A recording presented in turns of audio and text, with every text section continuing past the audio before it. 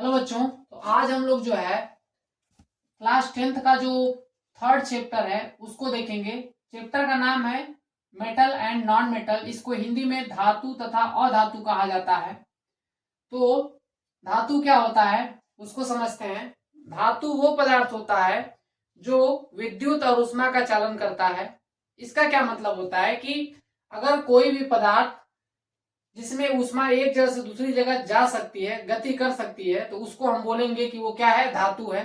या फिर ऐसा पदार्थ जो क्या करे, विद्युत का चालन हो सके एक जगह से दूसरी जगह, वो भी जो है धातु कहलाता है।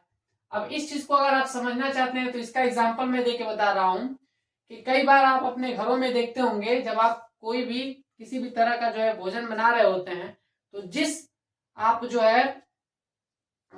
है बर्तन में बना रहे होते हैं, तो आप क्या देखते हैं कि वो पूरा का पूरा बर्तन जो है गर्म हो जाता है और उसका नीचे वाला जो पोर्शन है वो आग के संपर्क में होता है, ऊष्मा के संपर्क में नीचे वाला हिस्सा होता है, लेकिन ऊपर वाला हिस्सा भी गर्म हो जाता है। ऐसा इसलिए होता है क्योंकि वो जो आप लोग का जो भी बर्तन है वो किससे बना हुआ होता है, धातु से बना हुआ होता है।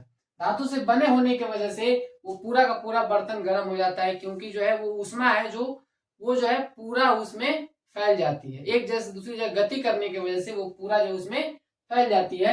यही कारण है कि जो पूरा गर्म हो जाता है। दूसरा इसमें बताया गया है कि धातु जो होते हैं धनायन बनाने की प्रवृत्ति रखते हैं। इसका क्या मतलब है कि अगर कोई भी धातु है ना, तो वो इलेक्ट्रॉन को क्या कर सकता है, लूज कर देगा। लूज करने की वजह से उस पर धनावेश आ जाता है। इसका क्या मतलब है वो यहाँ पे मैं एक्सप्लेन कर रहा हूँ। जैसे कि यहाँ पे मान लीजिए मैंने एग्जाम्पल लिया बहुत सारा धातु का, और यहाँ पे मैंने धातु का एग्जाम्पल नहीं, धातु के आयंस का लिया है। वास्तव में तो धातु का जो फॉर्मूला, जैसे एल्युमिनियम है, एल्युमिनियम का जो सही जो है वो संकेत होता है वो एल होता है, लेकिन यहाँ पे मैंने Al3+ लिया है। इसका मतलब क्या है, इसका मतलब ये है कि जब एल्युमिनियम जो आप लोग धातु लेंगे उसमें से 3 इलेक्ट्रॉन को रिमूव कर देंगे, तब जाके आप लोग को Al3+ आयन मिलता है। ठीक है, तो ये चीज बताने के लिए, समझाने के लिए मैंने ऐसा लिखा। इसका क्या मतलब है कि एल्युमिनियम ने 3 इलेक्ट्रॉन क्या कर दिए हैं, लूज कर दिए हैं, त्याग दिया है।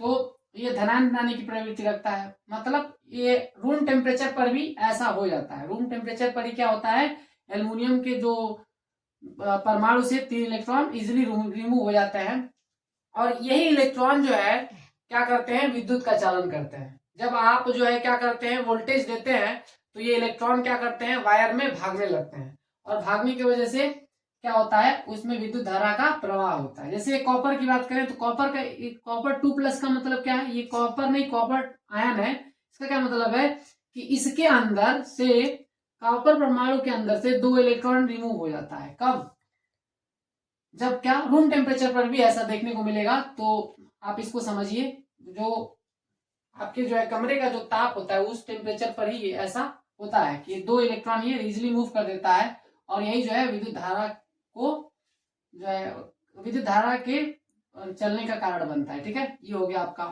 उसके बाद अधातु किसे कहते हैं। अधातु जो होता है वो धातु का बिल्कुल विपरीत होता है, उल्टा होता है।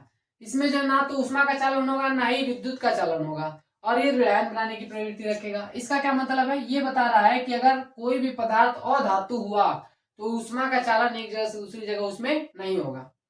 अब देखिए, इसका भी यूज हमारे दैनिक जीवन में होता है।